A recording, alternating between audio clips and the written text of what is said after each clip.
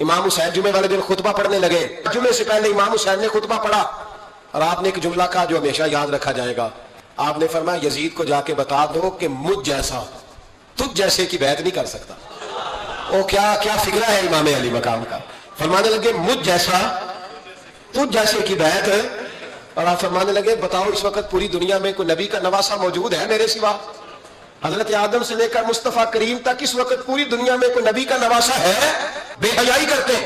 سنو یاد رکھو. حضرت امام حسین نے خطبہ پڑھا نا جب جمعے والے دن, فرمائے مجھے پہچانو تو میں کون ہوں؟ تو عمر بن سعد بولا, پکے نمازی بولے. عمر بن سعد کہنے لگا حسین جلدی کر ہمارا جمعہ لیٹ ہو رہا ہے. بھلے ہو نمازیو جلدی کر ہمارا. آئے ہائے کیا نماز ہے. یعنی نبی پاک کے نواسے کو شہید کریں گے اور شہادت کے بعد جمعہ پڑھیں گے اور نماز میں کہیں گے اللہم صلی علی محمد وعلی آل محمد. ان کو شہید کر کے قتل کر کے جمعے کا خطبہ دیا جا رہا ہے اور نماز پڑھی جا رہی ہے اللہم صلی علی محمد وعلی. تو میرا سنی بڑا بھولا ہے, کہتا ہے جی وہ زیادہ نمازیں پڑھتے ہیں. تو زیادہ نمازیں تو عمر بن سعد بھی پڑھتا تھا. تو بھولا او خدا کے. دیکھے نا جتنی نماز کی اخلاق کی بات شاید میں کرتا ہوں, آپ کو جماعت میں کم لوگ ملیں گے, لیکن یاد رکھنا نماز عقیدہ نہیں, روزہ عقیدہ نہیں. عقیدہ حسین ہے, عقیدہ حسن ہے, عقیدہ علی ہے, عقیدہ عثمان غنی ہے, عقیدہ عمر فاروق ہے. میں اس شخص کو کیا کروں؟ مجھے اس شخص کی کیا ضرورت ہے جو ممبر پہ بیٹھ کے کہتا ہے حسین ابن علی باغی تھے؟ وہ شخص اس کی نماز میں ہوگا حج زکات دیکھا جائے گا. سنیں نبی پاک نے کیا فرمایا, ترمذی میں حدیث ہے. نبی پاک نے خطبہ حجت الوداع دیا. لوگ ہمیں کہتے ہیں نماز روزہ حج زکات اس سے آگے نہ جاؤ. حضور نے خطبہ دیا, فرمایا میں تمہیں دو چیزیں دے کے جا رہا ہوں, اگر تھام کے رکھو گے تو گمراہی تمہارے پاس نہیں آئے گی. یا رسول اللہ کون کون سی؟ فرمانے لگے ایک میں تمہیں قرآن دے کے جا رہا ہوں, دوسرا اپنا خاندان دے کے جا رہا ہوں. ان کو تھام کے رکھنا, گمراہی کبھی تمہارے پاس ان کو تھام. سنو حضرت اسامہ بن زید رضی اللہ تعالیٰ. حضرت اسامہ آپ فرماتے ہیں مجھے نبی پاک سے کوئی کام تھا, یہ بھی ترمذی کی حدیث ہے. کہتے ہیں میں حضور سے ملنے گیا تو میں نے نا حضور سے بات چھیڑی, نبی پاک سے میں نے ذکر چھیڑا. جب وہ بات میں نے کرنی شروع کی نا تو حضور نے چادر اوڑی ہوئی تھی, بکر جس کو مارتے ہیں, کہتے ہیں چادر اوڑی ہوئی تھی تو نبی پاک کی نا چادر میں دو چیزیں حرکت کر رہی. تو جناب اسامہ بن زید رضی اللہ تعالیٰ عنہ فرماتے ہیں بات کرتے کرتے میری توجہ جب ادھر گئی تو میں اصل بات ہی بھول گیا.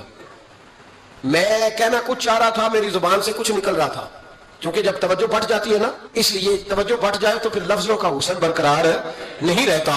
تو جناب اسامہ بن زید کہتے ہیں میں کہنا کچھ چاہ رہا تھا, میرے منہ سے نکلتا کچھ اور تھا. تو سرکار سمجھ گئے. تو حضور صلی اللہ علیہ وسلم مسکرا کے کہنے لگے بھول گئے ہو نا بات؟ تو میں نے کہا حضور بھول گیا ہوں. تو کہتے ہیں میں بھی ان سے کب سے کہہ رہا ہوں کہ بعد آ جاؤ, لیکن یہ نہیں آ رہے. کہتے ہیں میں اور پریشان ہوا کہ یہ کن سے حضور کہہ رہے ہیں. تو نبی پاک نے چادر مبارک کو کھولا, ایک بغل سے امام حسن نکلے, دوسرے سے امام حسین نکلے. یہاں بھی ملا پریشان ہے, بڑی ٹینشن میں ہے. کہتا ہے جی ہر نانا ہی اپنے نواسوں سے پیار کرتا ہے.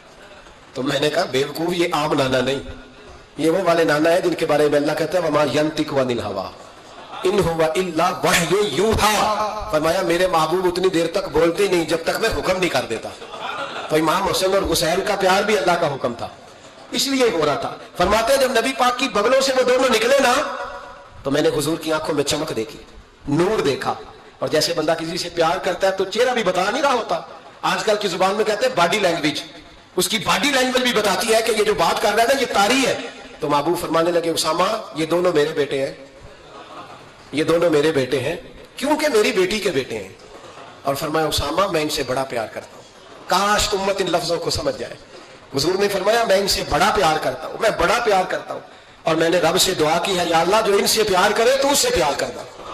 میں نے یہ دعا کی ہے اے اللہ جو ان سے پیار کرے تو اس سے بھی پیار کرنا. حضرت امام حسنین پہلی بات یہ ہے کہ ان کا پیار ایمان کا حصہ ہے, ان کا پیار ایمان کا حصہ ہے. ان سے جو پیار نہ کرے گا وہ صاحب ایمان